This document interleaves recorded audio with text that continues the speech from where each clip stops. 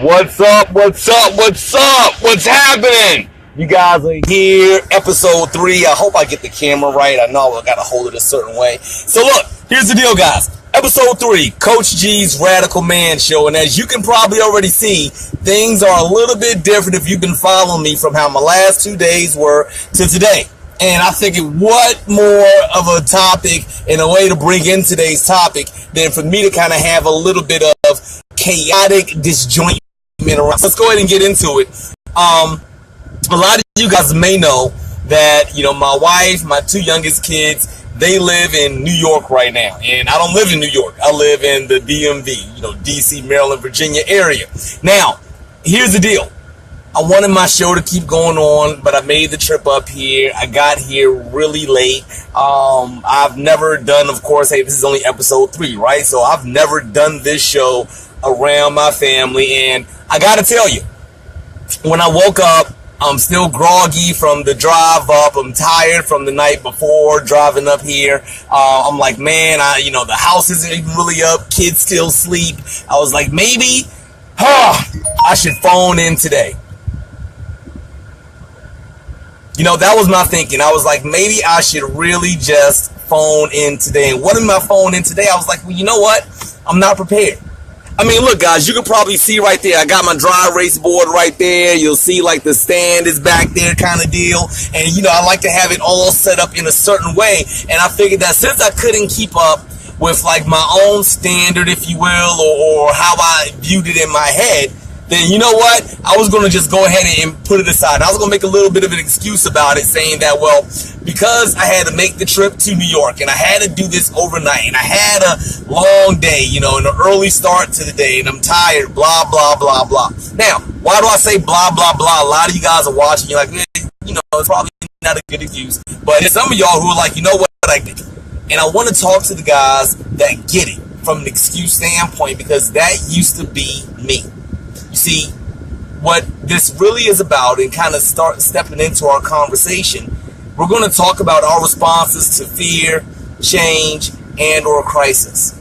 And the first thing that comes up with change is that we recognize that now we got to really start stepping outside of the norm. Like, we have to step outside of our comfort zone, and it's probably going to be in a time frame that's not really comfortable.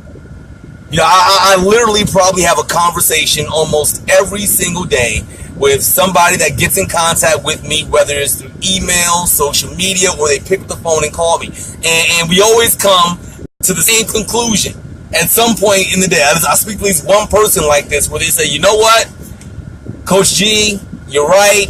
I need to work on this, but I'm not ready for blah, blah, blah reason. Maybe it's their work schedule. Maybe they think it's the finances. Maybe they think that, you know what, I have not a place where I'm ready to admit, where this is. And does this mean I got to now come out to my wife tomorrow? And how's all this going to look? And I'm not ready. I'm not in a place where I feel safest and most prepared to get that done. And here's the first thing, guys, we got to understand about change, about crisis, about fears, that when these things happen, they are never going to happen on our calendar. So whether it's you guys having to deal with the detour on your way going to work, and you go to work one way, and that way gets you working guaranteed 15 minutes, but now the detour is going to make you get to work in about an hour because of all the construction or whatever, and you're like, I didn't plan for this. I don't have the time for this.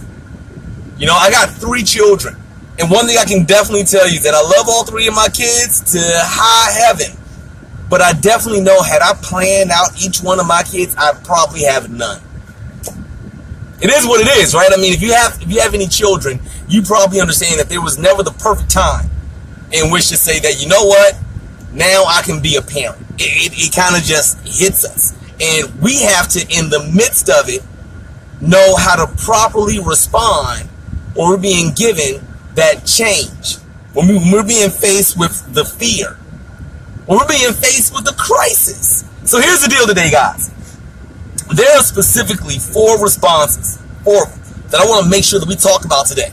right? And again, this isn't about always trying to battle porn brain. This is about men. Because look, I'm a man right now. Now I'm talking to you guys with my man brain right now, right? So here's the deal.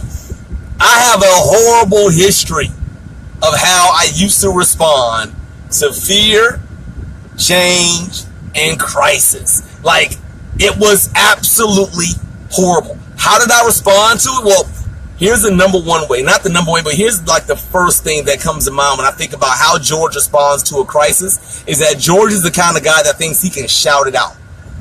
Like, hey, I don't know if it's because my mama put me in church all the time or because my dad used to always yell all the time, whatever. But I think that I can kind of shout something away. Like, if taxes went up, I could yell enough at my taxes so that they come down.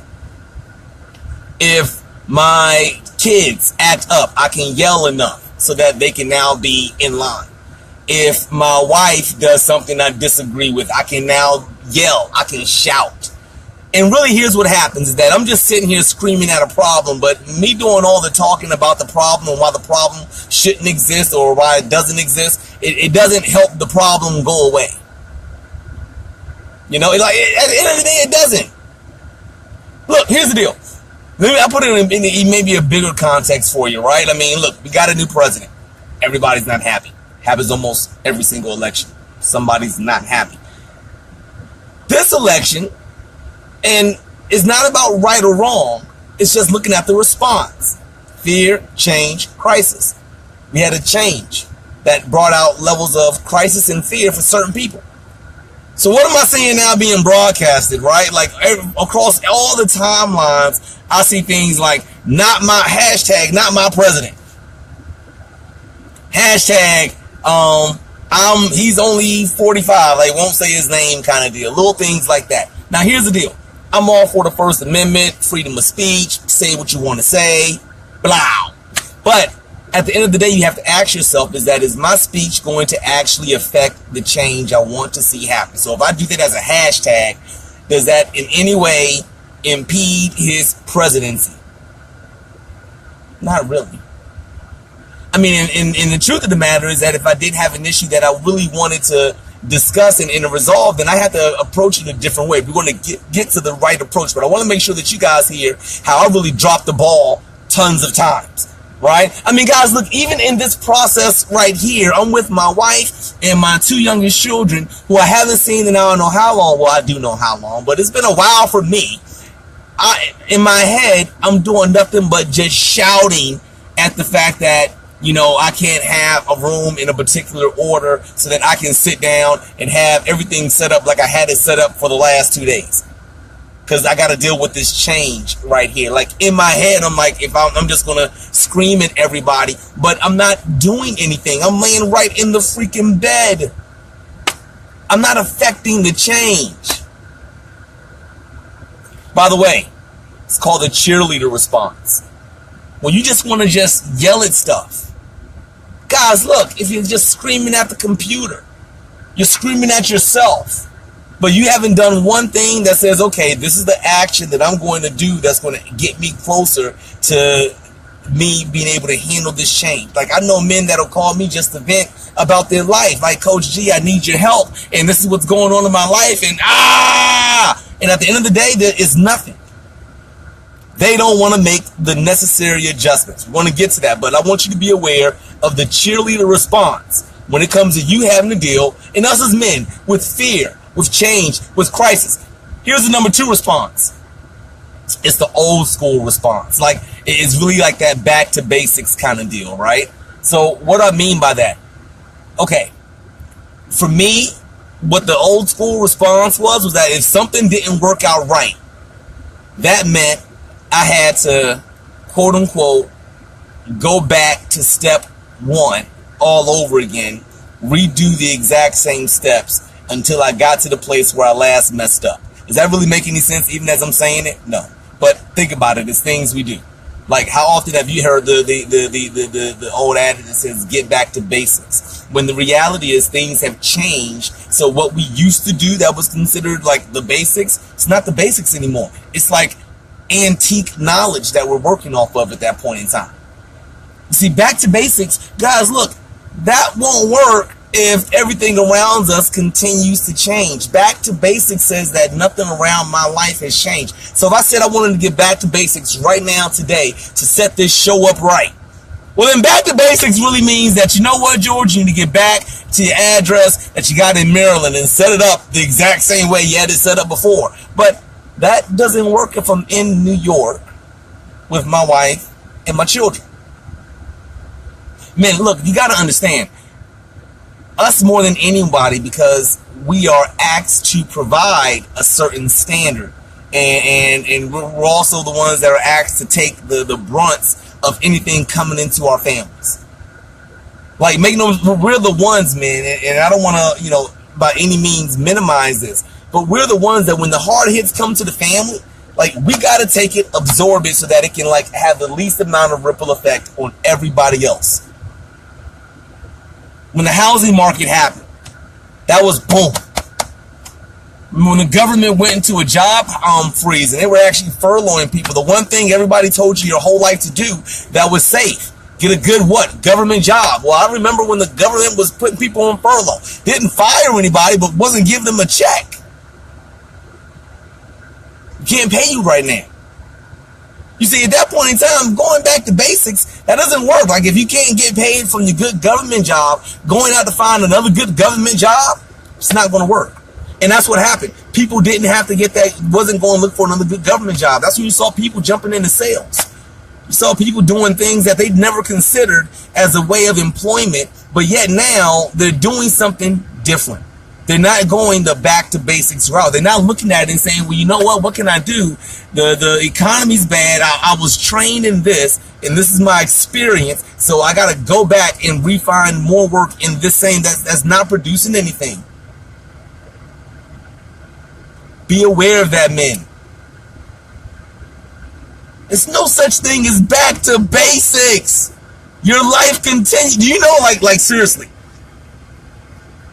the world is still spinning. Like, that right there tells you that there is no going back to basics.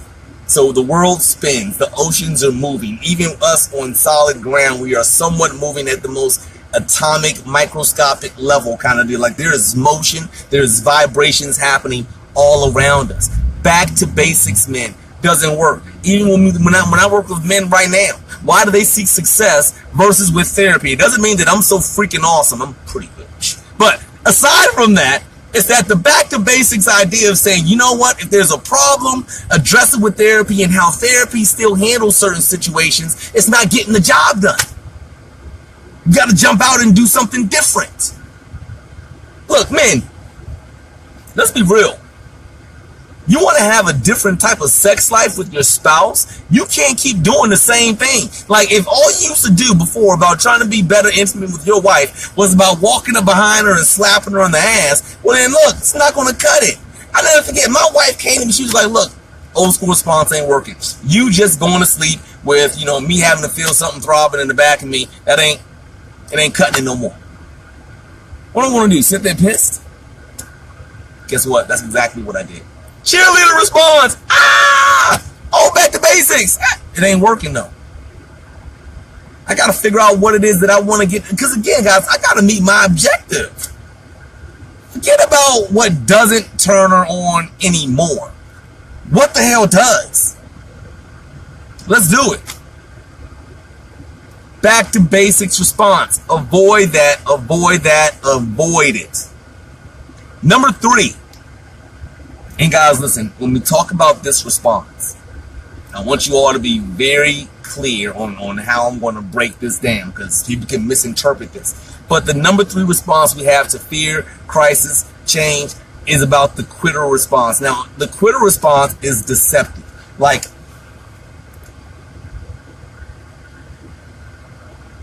Red Bull, send me a check if this gets anybody with Red Bull, whatever. So, the quitter response, it's deceptive because you are not really quitting. Like, you almost give the perception like you're still doing the quote unquote good fight. Here's what the quitter response looks like. It looks like you do things like you go after low hanging fruit in charity. So what do I mean by that? Like, is that right now? See, I want you to be clear. That's not me saying, hey, Coach G got a problem with charity. Coach G is against people who lives under a certain income bracket. That's not what I'm saying at all. It's not what I'm saying at all. If that's where you are, because I know that's where I've been. Hey, look, the guy here, homeless. I've had to accept charity. I've slept in my whole family of 5 in one bedroom. I get it. That's not what I'm talking about. You see, the quitter response, in addition to almost not doing anything, the quitter response allows you to reach for things that still don't force you out of your comfort zone. Let me elaborate that a little bit, right? Listen, you know what? This is going to be a good topic here, because what you guys do here, which is really what happens when, I started my company. You see, when I first started being a life coach, and I said, you know what? I'm going full forward and full force in this. Well, I went and got I applied and subscribed to everything that was free. If they had a free handout, free workbook, free DVD, free PDF, free this, free webinar, whatever, I signed up for it. My email was filled. My inbox was looking real healthy. And I'm like, yeah, all this info's coming in right now. But here's the deal. There was no investment on my part. See, with the quitter response, there's no investment on your part to make the change happen. So I'm looking around here, and after months and months of getting all this free crap, I got no growth. So now I'm sitting here pissed off that I got all this free crap, but my business ain't growing. Yeah, that may go for you right now if you're like, you know what? Damn, I look at all the videos and I do this and this, but I have not made an actual investment. You see, guys, I realized when I stopped, and again, this isn't about a financial conversation. This is about an investment conversation. You see, I went and got everything that was free when it came to coaching.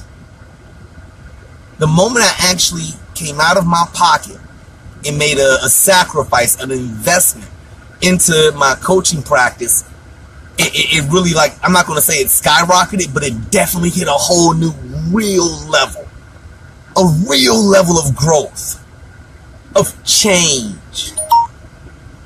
All that happened when I made that real investment. I was no longer reaching, like, I had to now stretch. I had to apply myself. Like, this isn't about getting the low-hanging fruit. I got to climb the tree now. And you know what? I might fall climbing this daggone tree. But quitter response says, I'm not going to know about the best fruit because I'm going to go after low-hanging fruit. I'm going to take what's being given instead of what is being earned. So when change happens around me, I could have easily sat up in, my wife's home and just, clammed up, shouted, said, all right, I need to leave you guys and go back home so I can do this right. Or you know what, I can be really, really, really half-assed about this and, do this right from the bed and maybe say it's only going to be for like about 5 minutes today, guys. And like, there's so many ways you could have handled this today.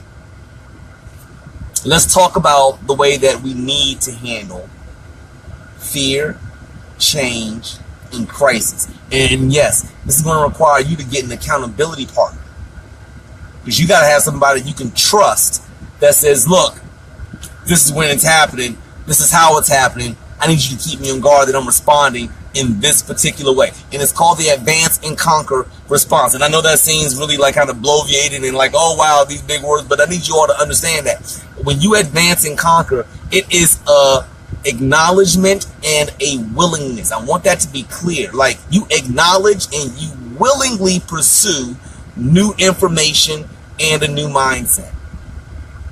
You recognize that the information you had is no longer applicable, at least not for the degree that you want to get it done. And guys, look, this is just like us having a money conversation. Think about it. If everybody around you makes $20,000 a year, what's the odds you're going to make more than $20,000 a year? What's the odds you're going to make $200,000 a year if everybody around you is at $20,000 a year? It's not going to happen. Like, you're going to be at that level. Now, when you make 20,000 a year and you get around people that make 40, 60, 80,000 a year, you got to learn from them because they're going to tell you. I just had a conversation with a good buddy of mine yesterday. He's like, look, no, too easy. I can tell you how to make 6 figures in about 8 months. This is the path. And it was something I had never heard before. I was like, are you serious? Like, a part of me was like, man, I wish I'd known that before I began coaching. But the information was there. And guess what? It wasn't the old school response of how to get 6 figures. Old school response about how to get 6 figures is you go work your butt off somewhere for like 20 years and hope you make a raise big enough to get to 6 figures. This guy just sat up here and told me about a certification. Boom. Do this. Boom. Work these hours. Boom. You're done. You're good. This is about how we're going to make the decision and how we're going to make the choice that says, you know what? All right, cool. This is how I'm going to respond to fear, to change, and to crisis. So again, 2 things I want us to make sure that we're coming away with this, right? I want you to understand those responses, the 3 that I want you all to avoid. Avoid the cheerleaders. Look, let's just call it what it is. Stop bitching. That's the beauty of being able to do these kind of videos here, and I can just speak on my show. Love it. But guys, seriously, all the complaining, the griping, the moaning, like even when I talk to people and they may tell me things like, you know what, I can't afford the monthly for the website and I can't afford you, but I got to get this work. You know what they never do? Well, I can't say never. You know what some of them don't do? They never give their own like solution. I've never had the guy that's like, I really had the guy that says, you know what, look, I can't do that at one time. Can I do this? How about if we exchange this? You can't have a cheerleader response every time life brings about fear, change, and crisis. Men, it won't work. You cannot have the response that says back to basics. Listen, if we handle our addictions like our parents handled their addictions, if we handled our sex life like our parents handled their sex life, if we handled the ideas of masculinity like our parents and other men have their ideas of masculinity, we're fucked. I'm sorry, that was probably the wrong language, but I'm serious.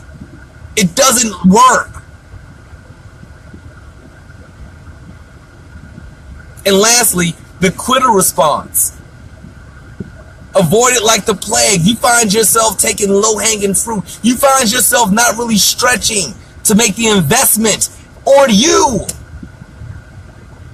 Like, do you realize that that's the only place this is really going to really matter? Because you're not allowed to do it any place else. So I'm talking about you, the man you. Because you can't really just do this at work. A lot of us won't do it at work. When we got to deal with addictions, and we got to deal with these exposures and how life, we got to accept that. We want to keep everything else on an even keel because everything else around is so messed up. The one thing we got ends up being work. Maybe our bodies. Everything else, though, you want to curl up in a ball and not make the investment. Got to make the investment, men, and get out here and advance and conquer when the fear, change, and crisis are taking place in your life. Accept the fact that circumstances have changed. Accept the fact that you have to learn a new technique, a new tool, a new skill. And acknowledge that this is the right direction for you. I promise y'all, once I had that position about my personal development to sexual health, like that's when my whole view on this whole thing changed. I don't care what the next person has to say. I'm kicking ass. Brand new sexual purity and health for George. And then aside from those responses and the one that you got to go with, remember, this ain't going to happen for your time. Like, it won't be perfect how this is supposed to look and how it's going to look for you. It just won't. And if you really thought about it, and if you really sat down and looked at it, there probably isn't too many things that happen in your life at the right time that you're enjoying right now. I mean, like, when you look at some of the greatest moments in your life, it probably happened during moments completely unplanned. Like, nobody ever plans the first time you see the love of your life. Nobody ever plans how that moment's going to be when you make a decision on maybe what higher education, place you're going to, what area of college or whatever you're going to do. Nothing doesn't happen. Me being a coach, oh my gosh, the day that this is a reality for me, I mean, it wasn't the right time at all for me to go from my job to coaching. It wasn't a great time. Well, I mean, look, I got, I'm trying to get a house. All of a sudden, that set me back. And here's what I learned. Like, I knew at that time, like, if I didn't make the decision to do it now, even though it wasn't perfect, I was never going to step into this. And I'm going to tell each of you all that as well. If you keep looking for the perfect time to make the right steps in your life, it will never happen for you. You have to go into this knowing that I'm making the right decision because I'm making the healthy steps that's right for me. May not work out or fit into the schedules of our spouses, of our children, of our free time, of that part of us that says, let me just get this last thing out and then I can go do this right. We've been dealing with that our whole life. They even try to tell you how the perfect time for you to go out here and get married, right? They say, what? Get out of here, go sow your wild oats, then what? Settle down. Find your wife. Slow everything down to a grinding halt. That's not it, brothers. Again, Coach G's Radical Man Show, episode 3. We're talking about our responses to fear, change, and crisis. Avoid like the plague, the quitter response, cheerleader response, old school response. Fight like hell to advance and conquer in anything you do and own up to it. Here's the deal. Shoot an email to me, George at The Mindful Habit, or just give me a call, brothers. 443-600-9169. I want to hear from you guys. Drop a comment, whether here at Facebook, YouTube. You guys know how to get me. I love you guys. Peace.